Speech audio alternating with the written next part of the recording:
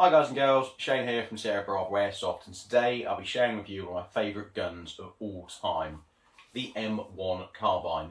This is one of the most recognisable guns from World War II, and that's probably because they made around 6 million of these between 1941 and 1944, making it one of the most produced guns of World War II. It's been used in many conflicts since then, including the Vietnam War. This particular model that I'm showing you right now is made by King Arms, and it's an absolutely fantastic replica of the original gun. So you've got some great features like blowback, and it also runs off CO2, meaning you've got great gas efficiency throughout the year. Without further ado, let's have a look inside the box and you can tell me what you think. So this is the box. It's a pretty standard no frills airsoft box. In there it's kind of that light brown colour, but I say it's probably one step up from your average airsoft box in the fact that it's got a bit of colour, a bit of artwork on it. But if I'm honest with you, it's not a truly exciting box to look at. But anyway, that's not really as important here, because what you're interested in is what's inside. So, inside the box, you have the M1 Carbine. And it comes pretty well packaged, to be honest, in the sense that it's got some pretty chunky polystyrene at both ends to keep it safe.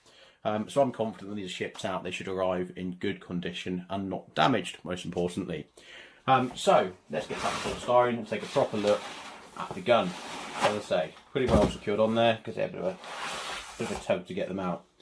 So, this is the M1 Carbine, and it's made by King Arms, as I mentioned already, and it comes in this really nice real wood finish. They've done a fantastic job of making this look as good as they possibly could. One of the things I love about this gun is the blowback feature. It's actually locked back at the moment. So, your blowback's there, and this will go back every time you pull the trigger and load a new round. One of the things that's worth noting about this is the hop up. So when you want to get to it, lock that back by pushing that pin down, and your hop is located just inside there. There's a little hole for an Allen key, and you can then turn that to adjust your hop. Once it's set, you shouldn't need to adjust it, so I know it's a bit fiddly to access normally. Once it's done, it's done. I would recommend using either 2/8 or 3s with this, or possibly even higher, and that's because it clocks in at around about 430 FPS, meaning there's a fair bit of kick behind this gun, which means to get the most out of that, you'd probably want to use a heavyweight BBs anyway. Just a word of caution on that, most sites obviously allow up to around 400 to 425 for a DMR. There is no full auto capability in this, so it should be acceptable at most sites, but do check ahead of time before you go there. My advice would be to put at least 10, maybe 15 rounds down before you start taking it into a game, because that brings the FPS down. Because of a brand new CO2 cartridge, it comes in quite hot, but it should calm down to around about 410, 415 once you put a few rounds through it. So it's a fantastic gun. The magazines itself, they hold about 15 rounds, and the magazines look like this.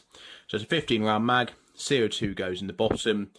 These are available if you want more on the website. They come packaged like this, and they're pretty good bags, to be honest with you. And the fact they run on CO2 means you've got good gas efficiency throughout the year, so you shouldn't have to wear them on cold days. You've got sling loops front, and also sling loops rear here at the back built into the stock.